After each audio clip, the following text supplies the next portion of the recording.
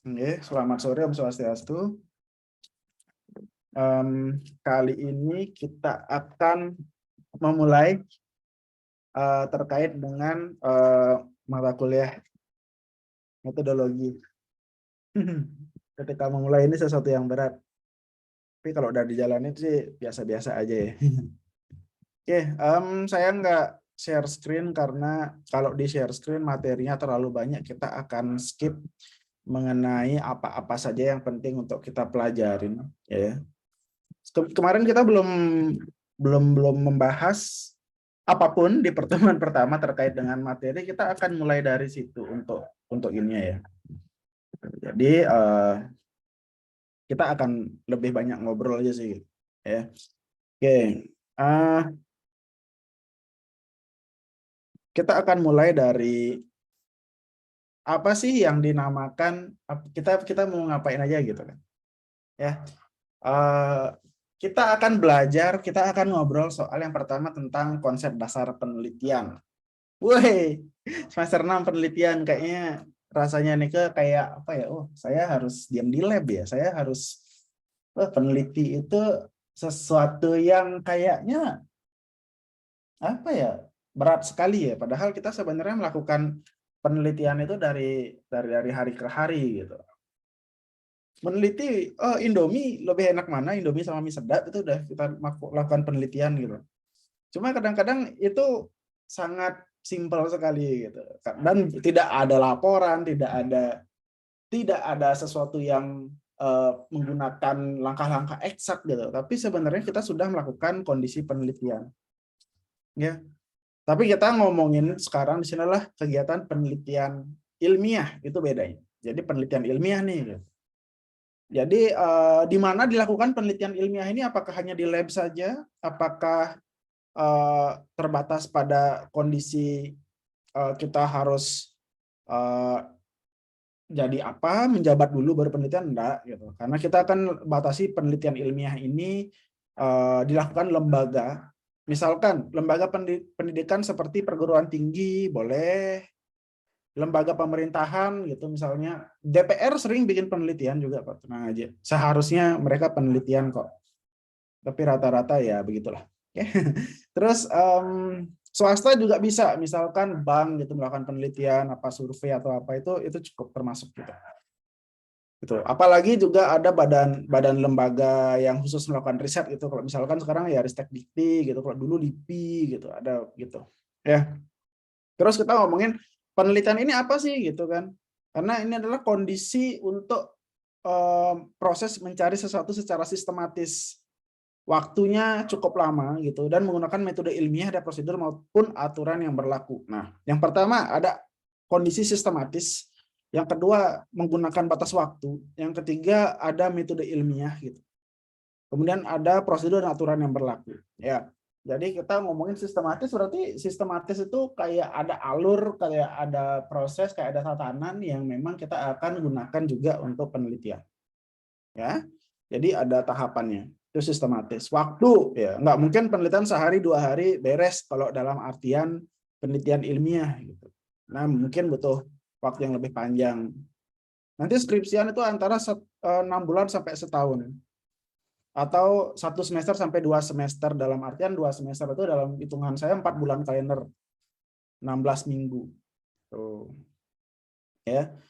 Terus kalau misalkan kita obrolin juga tahapan-tahapan untuk melakukan penelitian ilmiah, itu yang pertama adalah identifikasi masalah, nyari masalah gitu. Jadi kondisi ilmiah ya kita awalnya harus nyari-nyari masalah dulu gitu.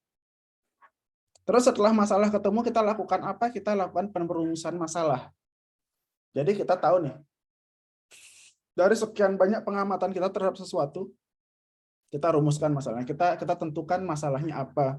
Ya, biasanya perumusan masalah ini sesuai dengan keahlian kita sebagai peneliti. Nah, kalau teman-teman sekarang keahliannya adalah di sistem informasi gitu, mau nggak mau harus sistem informasi, walaupun Pak kayaknya saya suka ekonomi deh Pak kayaknya saya suka hukum deh.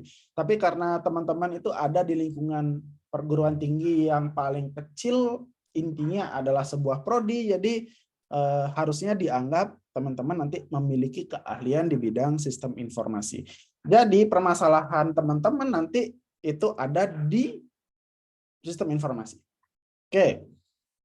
Kalau misalnya nih saya batasin permasalahan yang teman-teman akan bahas nanti misalnya adalah kekeringan gitu misalkan, atau tanaman petani mati gara-gara kering itu misalnya. Ya, misalkan itu saya batasin sesingkat itu. Ketika teman-teman klimatologi mungkin ini pengaruh cuaca hujan seperti apa. Mungkin teman-teman teknik atau gimana, ini masalah irigasinya. Atau mungkin teman-teman biologi, ini masalah hama. Ya kan? Tapi ketika mungkin teman-teman ada kelompok komputernya di komputer cluster science ya. Di cluster komputer science ya. Jadi teman-teman akan berpikir mengenai teknologi ataupun sistemnya gitu. Mungkin bagi anak-anak yang teknik, yang hardware gitu mungkin, kayaknya petani ini perlu alat penyiram otomatis. Atau mungkin teman-teman data science misalkan bikin, kita akan buatkan petani ini sistem ramalan cuaca gitu berdasarkan AI gitu. Jadi lihat apa dia akan bisa memprediksi gitu. Mungkin kalau teman-teman di sistem informasi hasilnya adalah sebuah sistem untuk mengingatkan petani menyiram tanamannya gitu. Sistem reminder gitu jadinya. Ya. Jadi kalau dilihat dari contoh tadi, teman-teman itu bisa meneliti satu permasalahan dengan berbagai macam sudut pandang. Sesuai dengan keahlian kita. Itu rumusan masalah. Jadi segimana identifikasi masalah, ujungnya adalah kekeringan yang dialami oleh tanamannya Pak Tani gitu, teman-teman sebagai anak sistem informasi akan memberikan rumusan masalah ataupun tujuan masalahnya sesuai dengan keahlian sistem informasi reminder, sistem informasi pengingat penyiram tanaman gitu. Jam 6 sore titit Pak Tani tolong disiram tanamannya gitu misalnya. Itu harapannya kan. Oke. Tapi kan teman-teman mungkin ada pengetahuan terbatas atau mungkin juga kurang tahu banyak, atau memang orang-orang di luar sana bikin apa sih, di Thailand bikin apa sih, di Amerika bikin apa sih, di Eropa bikin apa sih gitu kan. Jadi mungkin teman-teman perlu yang namanya tahapan ketiga, yaitu namanya penelusuran pustaka. Jadi teman-teman di sini baca buku. Teman-teman di sini kalau misalkan bahasanya kita yang sering sekarang baca jurnal, baca artikel jurnal. Gitu yang bakal sering disuruh-suruh sama dosen-dosen teman-teman nanti, baca artikel jurnal ya gitu. Ya jadi ketika sekarang ada di tahap perkampusan gitu, tahap menuju skripsi, teman-teman itu jarang sekali diminta baca buku duluan gitu. Tapi yang diminta adalah baca artikel jurnal duluan. Kenapa seperti itu? Karena artikel jurnal itu lebih update daripada buku biasanya. Ya, muara sebuah artikel biasanya buku gitu. Jadi untuk teman-teman supaya lebih update biasanya langsung nyerangnya ke artikel jurnal. Itu lebih update. Tuh, karena artikel jurnal itu biasanya dia lebih menjurus, fokus, dan juga biasanya dalam hitungan bulan sampai 1-2 tahun itu sudah keluar hasilnya gitu. Jadi kalau misalnya teman-teman itu nanti menggunakan artikel jurnal, nanti mungkin ada aturannya dibatasin 5 tahun terakhir itu sebagai validasi dalam penggunaan artikel ilmiah yang mutakhir. Oke. Tapi Pak, saya kan kadang-kadang ilmunya itu dari tahun lawas, Pak, dari tahun 80-an, dari tahun 70-an. Gimana Pak? Apakah masih relevan gitu? Nah, itu mungkin saja relevan. Saya juga mulai memiliki beberapa ilmu yang ditemukan di tahun 80-an dan masih digunakan sampai sekarang, dan itu artinya masih relevan gitu. Boleh nggak pas saya pakai jurnal tahun 80? Boleh ketika itu digunakan sebagai tambahan gitu. Tapi gunakan juga artikel-artikel jurnal yang terbaru karena itu menunjukkan bahwa penelitian yang teman-teman lakukan masih relevan gitu. Oke. Mungkin udah belajar beberapa macam bahasa pemrograman gitu, misalnya saya batasin dulu deh. Pak, saya bikin sistem remindernya pakai Pascal ya Pak ya. Saya pakai C++ ya Pak ya. Udah lawas banget. Sudah jarang digunakan gitu. Gimana nih remindernya? Pak, ribet ternyata. Ya. Makanya mungkin teman-teman dengan membaca artikel jurnal mungkin lihat, oh iya Pak, kayaknya zaman sekarang ke Android ya Pak ya. Zaman sekarang masuk ke smartwatch ya Pak ya. Siapa tahu ya ada smartwatch yang reminder gitu masuk ke situ gitu. Siapa tahu bisa, kan keren gitu. Oh itu teknologi yang sekarang. Nah mungkin itu dikembangkan setahun 2 tahun belakangan gitu. Kalau mungkin sistem reminder pakai Pascal gitu, pakai C++ itu lawas sekali, nanti sulit juga. Itu contohnya ketika yang kalian kan salah satunya yang kalian akan temukan ketika membaca. Nah, itu penelusuran pustaka. Oke, kita udah tahu masalahnya apa, kita tahu mau ngapain sesuai dengan bidang kita, dan kita sudah tahu dasar-dasar ilmunya kita. Kita lanjutkan ke rancangan penelitian. Rancangan penelitian ini akan memadupadankan berbagai macam teknik. Misalnya bagaimana model penelitiannya, bagaimana metode penelitiannya, bagaimana framework penelitiannya, banyak sekali istilah dan akan muncul berbagai macam rumus di situ. Mungkin berbagai macam teknik, berbagai macam tools, berbagai macam hardware, software dan sebagainya. Itu rancang nih. Saya masih merancang nih, gitu kan. Nah, setelah itu dari berbagai macam rancangan itu kan akhirnya menjadi sebuah resep nih. Dari mulai sampai selesai. Nah, di setiap tahap itu pasti akan memerlukan suatu input dan misalkan itu akan ada selalu input, ada proses dalam tahapan atau rancangan penelitian dan menghasilkan output atau luaran, dan kadang-kadang hasil luaran dalam suatu setiap langkah itu kan akan dalam suatu rangkaian ya. Nah, itu yang akan muncul tahapan kelima, itu pengumpulan data. Nah, pengumpulan data itu bagaimana caranya kalian itu untuk mencari datanya. Dan kadang-kadang ketika ini di sistem informasi bisa jadi kecil, bisa jadi besar, tergantung sudut pandangnya teman-teman nanti. Gitu. Pak, saya hanya berfokus pada pengembangan sistem, Pak. Data itu nomor 2, Pak. Karena saya berfokus pada rancangan sistem atau implementasi sistem, oh boleh. Gitu. Tapi ada di sisi lain, Pak, saya mementingkan datanya, Pak ya, karena saya menguji data real. Gitu. Saya agak kesampingkan implementasi datanya karena saya bergerak di data science, itu bisa jadi. Gitu. Itu akan menjadi sudut pandang yang berbeda. Jadi pengumpulan data bisa besar, bisa kecil, tergantung dengan yang tadi, rumusan masalahnya seperti apa. Gitu. Setelah dapat, kita kumpulkan datanya, kita lakukan pengolahan data. Lalu kita ubah dari input menjadi outputnya gitu. Dan itu akan berulang-ulang sampai menemukan hasil akhir, dan kita memberikan tahapan terakhir yaitu penyimpulan hasil. Kesimpulan. Gitu. Jadi dengan implementasi sistem reminder terhadap Bapak Tani tidak mengalami kekeringan lagi. Kerugian yang dari sekian persen menjadi profit sekian persen, atau kerugian yang sebelumnya hanya jadi sekian, sekarang kerugiannya hanya sekian persen, atau terjadi penambahan, itu kan akan memberikan hasil ya, gitu. Kayak gitu. Oh ternyata setelah diberikan sistem ternyata tidak berubah nih Pak Tani, tetap aja mati tanamannya karena ternyata Pak Tani tidak butuh pengingat menyiram karena airnya nggak ada Pak gitu. Jadi itu akan berbeda lagi penelitiannya gitu kan. Jadi ada berbagai macam hal yang akan menjadi simpulan. Wah berat ya.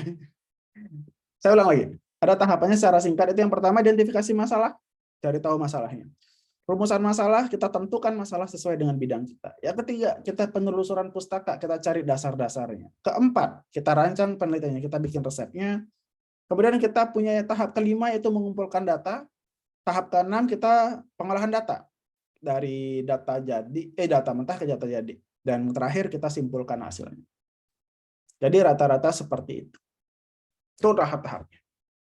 Oke, selanjutnya riset atau penelitian ini apakah berguna? Ya, berguna. Apakah dosen hanya makan gaji buta melakukan penelitian yang tidak berguna, yang tidak akan pernah kalian dapatkan hasilnya secara nyata gitu? Tidak juga, saya yakin gitu. Ya, kenapa seperti itu? Kita sebagai peneliti yang baik ada 2 muara yang kita tuju. Ya, jadi yang pertama adalah muara kita adalah aturan perundang-undangan. Dari berdasarkan penelitian bla bla bla bla bla, maka harus dibuat suatu perundang-undangan seperti ini, aturan seperti ini. Tuh. Nggak kalian ketika COVID kemarin, teman-teman kalau waktu zaman COVID itu ada momen ketika teman-teman itu menurut penelitian menyatakan bahwa menggunakan masker itu mengurangi risiko terpapar COVID katanya, gitu kan. Ya kan, penelitiannya menyatakan seperti itu, sehingga muncullah suatu perundang-undangan. Orang-orang keluar rumah wajib pakai masker, tuh undang-undang tuh, peraturan tuh.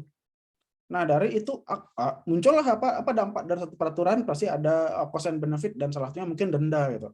Denda 100.000 kalau tidak pakai masker keluar rumah zaman dulu, zaman COVID. Ya kan? Itu adalah salah satu muara dari sebuah penelitian. Tuh. Oke. Terus yang kedua adalah manufaktur atau produksi massal. Adalah salah satu fungsi atau tujuan besar dari sebuah penelitian, gitu. Mungkin teman-teman tahu gitu, yang besar dari penelitian Indonesia yang diakui dunia, salah satunya adalah komponen, itu salah satu komponen dari yang membuat sinyal 3G, ya. Dulu sinyal 3G itu salah satunya yang menciptakan ikut andil adalah salah satu orang Indonesia yang kuliah di Nanyang, Singapura, ya. Jadi dengan kondisi 3G muncul, itu terus digunakan sebagai suatu standar acuan handphone, dan sekarang sudah merambah ke 4G, 5G sekarang terakhir. HP-nya ada, sinyalnya enggak tahu kenapa. Pemerintah. Jadi saya nggak tahu kenapa belum ada 5G di Bali. Sudah sekian banyak HP keluar 5G, tapi sampai sekarang nggak ada sinyalnya. Oke, itu salah satunya ya. Jadi penelitian yang terjadi ketika teknologi itu gampang ya, gampang. Saya ngomonginnya gampang dulu ya. Kalau nggak dikecilin ukurannya 2 kali lipat, TI itu adalah menggandakan kinerja gitu aja. Ya kan? HP saya sekarang itu RAM-nya 8 GB, internalnya 128 GB gitu. Coba HP saya 5 tahun yang lalu, nggak nyampe spek segitu. Seperempatnya pun nggak ada gitu. Layarnya full touchscreen 5 tahun lalu enggak gitu. BlackBerry kayaknya masih setengah aja. Itu pun nggak touchscreen. Apalagi 10 tahun yang lalu gitu. Apalagi 15 tahun yang lalu. 15 tahun lalu itu kapan nih? Saya SMA ya. Ketika saya SMA gitu, HP masih paling banter dipakai main Snack sama main Space Impact gitu. Zaman saya tuh udah kayaknya teman-teman yang muda-muda kayaknya nggak tahu tuh HP Nokia 3310 bisa dipakai main Space Impact gitu. Nggak tahu kayaknya. Paling baru apa ya? Main apa ya terbaru? Mobile Legend kayaknya dah kan. Udah layar touchscreen kan gitu. Itu salah satu hasil penelitian gitu. Penelitian membuat LCD menjadi work dengan kondisi sekecil itu. Dulu kan enggak kayak gitu. Ya, dulu TV cembung, gede, tebal, sekarang TV-nya tipis gitu. Nggak tahu nanti belakangan udah mulai mungkin ada TV bisa digulung kayak karpet kayak gitu, nggak tahu kan. Jadi berbagai macam kondisi itu bahkan bisa terjadi ke depan, kita nggak tahu. Ya, itu yang pertama. Kalau kita di TI ada aturan TI apa ya? Aturan TI apa ya? QR code gitu. Nggak tahu, mungkin pembayaran menggunakan QR code boleh lah gitu kan. Ya, macam-macam hasil dari itu. Terus yang nggak kalah pentingnya, yang wajib menjadi acuan kita sebagai salah satu produk adalah artikel jurnal. Pasti akan teman-teman terus dibayang-bayangin dengan itu. Sambil jalan kita akan ngobrolin artikel jurnal juga. Oke. Nah, penelitian ini bisa terjadi ketika kalian sadar dan waras. Mungkin sangat ambigu sekali, Pak. Kan kita waras, Pak, gitu kan. Iya, betul. Tapi kadang-kadang kita harus dilakukan suatu pembatasan, namanya yaitu berpikir logis atau menggunakan penalaran atau reasoning atau menggunakan akal sehat ya, penalaran gitu, logis gitu. Jadi ketika kita sebagai orang ilmiah melakukan penelitian ilmiah, kemungkinan besar kita harus menggunakan logika. Logika itu adalah suatu studi tentang metode-metode atau prinsip-prinsip yang digunakan untuk membedakan penalaran tepat dan penalaran yang tidak tepat, gitu. Ya. Jadi ini nggak hanya tentang sains, nggak tentang eksak terus gitu, nggak tentang ilmu pengetahuan yang sesaklek itu, tapi juga menyangkut dan tentang kemampuan dan keterampilan juga gitu, ya. Gitu. Jadi logika itu juga berhubungan dengan reasoning atau penalaran atau jalan pikiran gitu. Jadi proses berpikir untuk menghubungkan fakta dan bukti-bukti yang diketahui menuju kesimpulan. Itu nggak boleh serta-merta wah tiba-tiba sinyal HP saya hilang, kenapa ya, mistis kayak ini gitu. Sulit nggak nyampe. Jadi memang mungkin ada gangguan sinyal. Pernah nggak tiba-tiba kalian nih di kota besar ya, Denpasar gitu misalkan, tiba-tiba kalian ke level 21 kok jeblok sinyal kalian, pernah nggak gitu? Atau kalian tiba-tiba ke rumah sakit, tiba-tiba sinyal kalian hilang gitu. Padahal Denpasar ya kok bisa nggak ada sinyal ya di level 21 ya, nggak ada sinyal ya di Beach Walk ya gitu. Gitu. Ketika kalian penalaran, wah sinyalnya di sini jelek nih, wah apa namanya, operatornya salah gini nih, pilih kasih nih atau apa. Jadi itu sebenarnya masalahnya penalaran. Oh mungkin karena orangnya banyak jadinya sinyalnya kebagi gitu. Wajar berpikir seperti itu mungkin. Ya, jadi ada berbagai macam contoh ya untuk melakukan seperti itu. Jadi kita bagi dua untuk sebuah penalaran atau sebuah jalan pikiran. Woi, jalan pikiran kita pelajari di metodologi. Jadi ya ketika kalian itu ada suatu permasalahan gitu, kita bagi jadi dua, yaitu penalaran deduktif dan induktif. Wah, teknis ya. Jadi deduktif atau penalaran yang didasarkan pada pengetahuan, kemudian memberikan hasil akhir. Jadi berdasarkan teori menyimpulkan suatu masalah gitu. Terus lawannya itu adalah berpikir induktif gitu. Jadi ada hasil, ada hasil atau ada konfirmasi, kemudian kita membuat teori. Ya, jadi kayak gitu. Ada dua jenis. Just to know lah ya. Oke. Kemudian kita lanjut ke nama mata kuliah kita. Metode penelitian. Kita punya metodologi penelitian.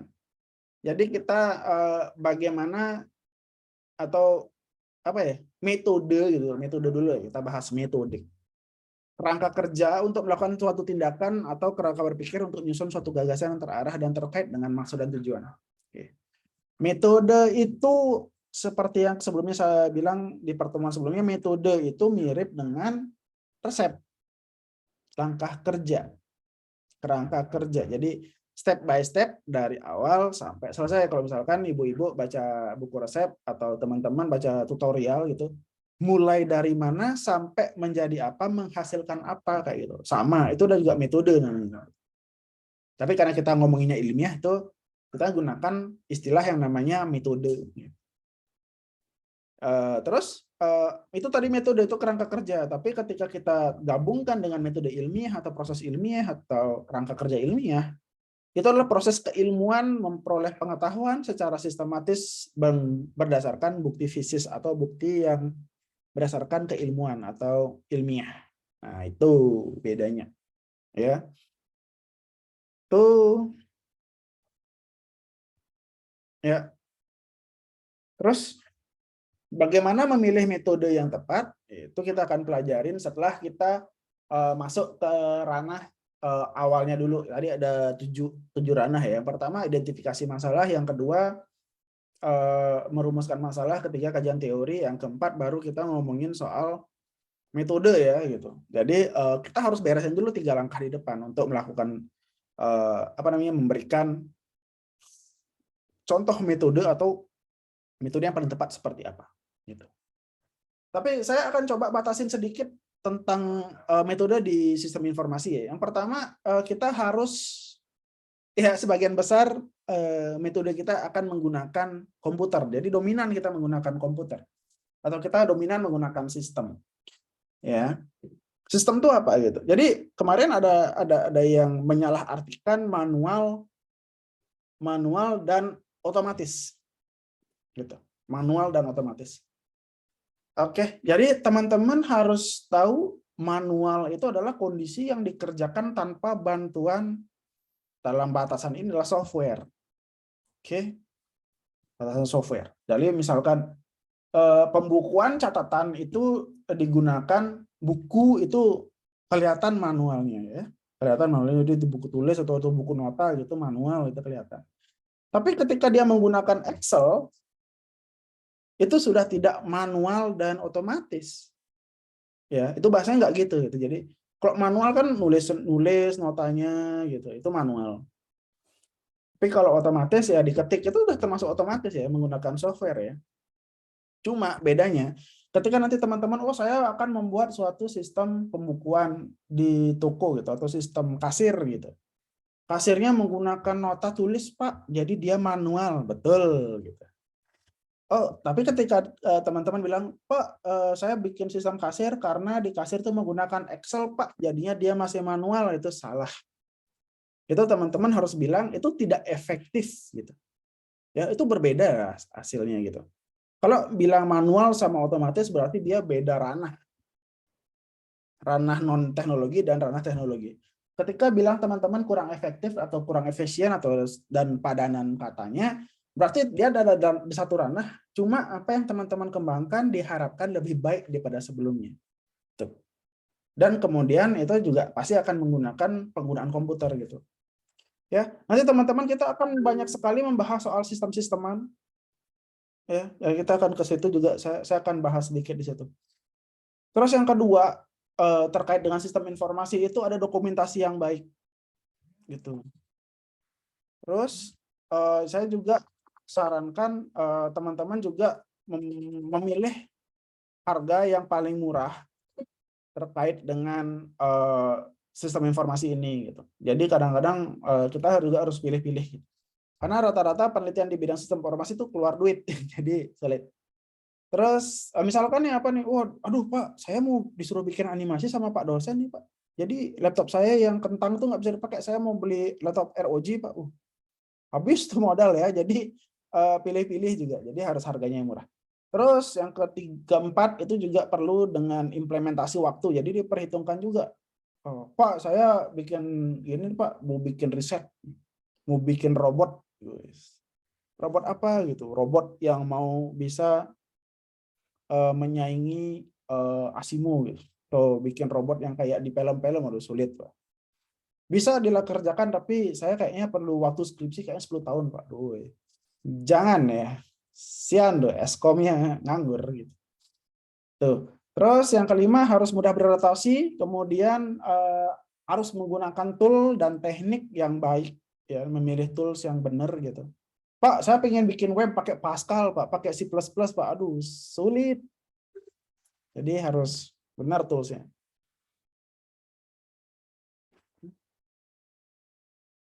Bentar ya.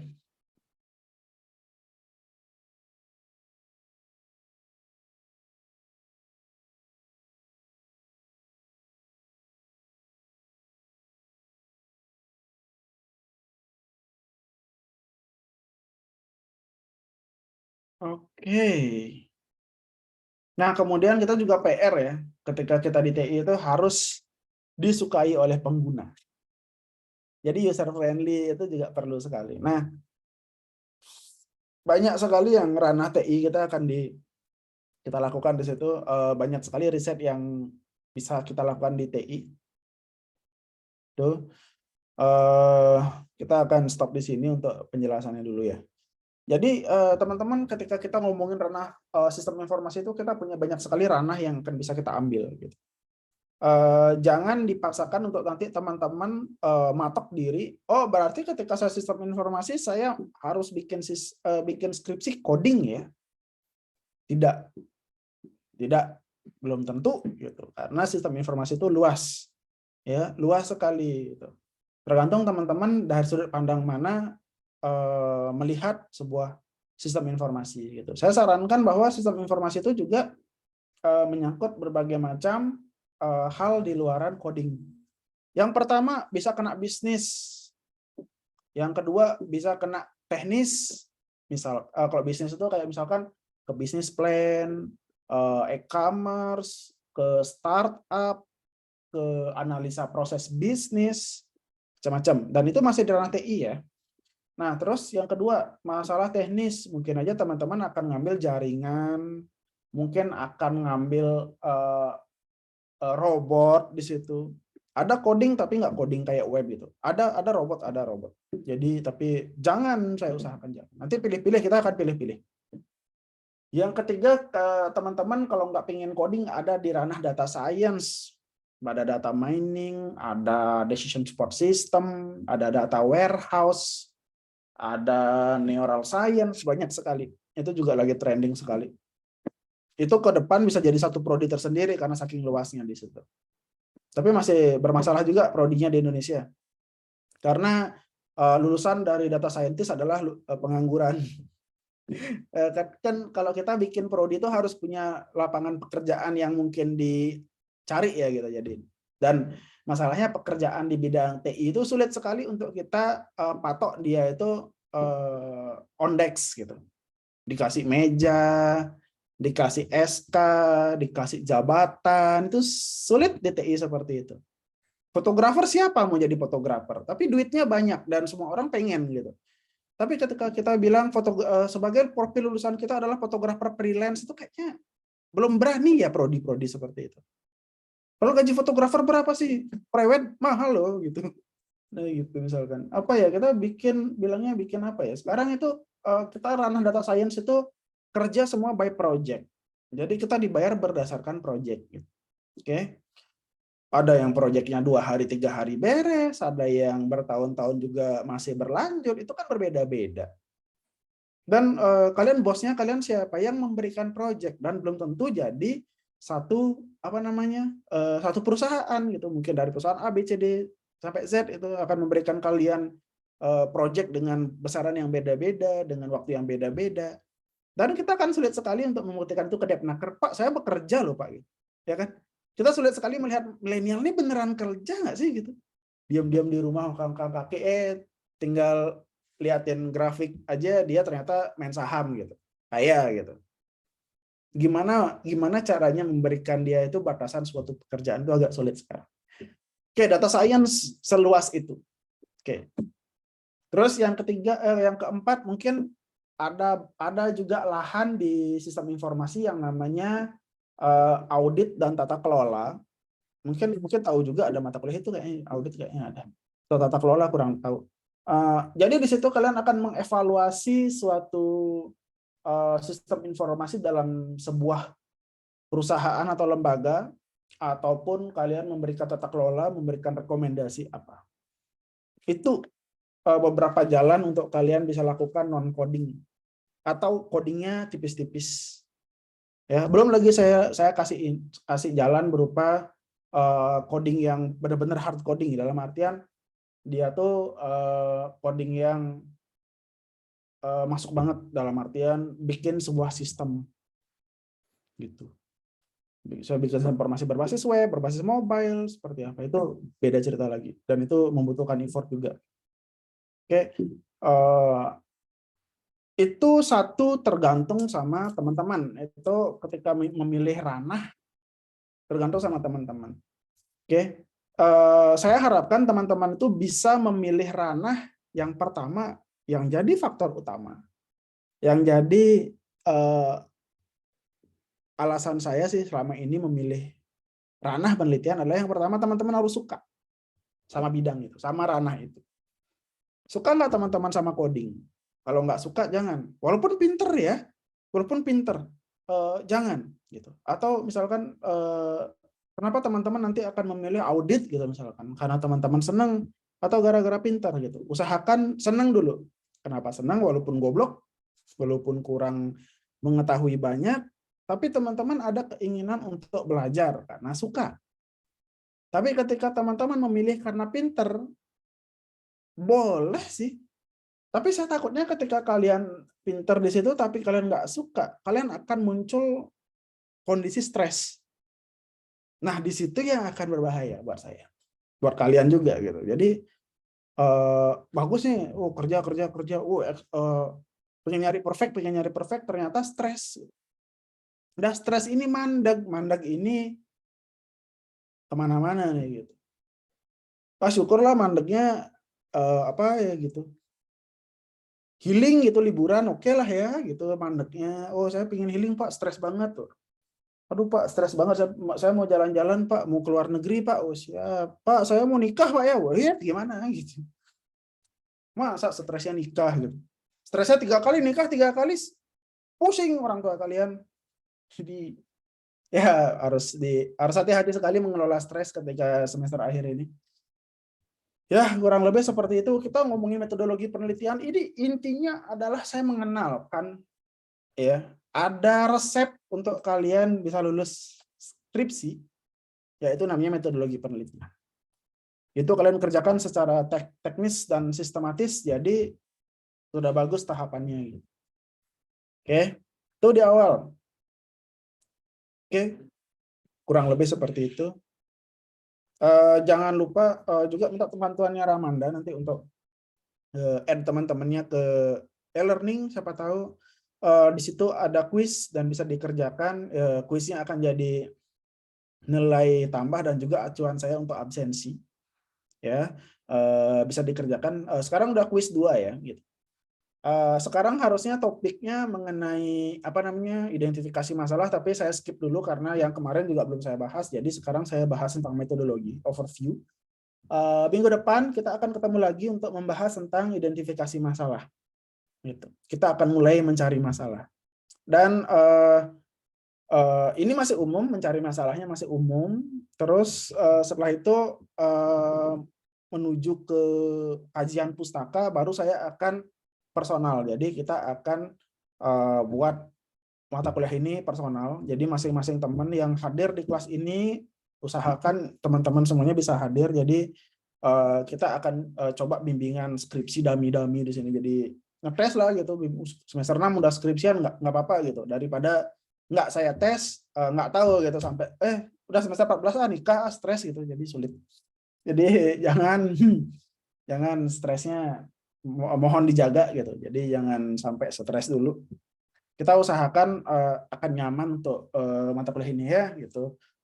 Kuisnya pasti akan ada di pustaka, lampiran pustaka yang sudah saya upload juga di e-learning, jadi di situ.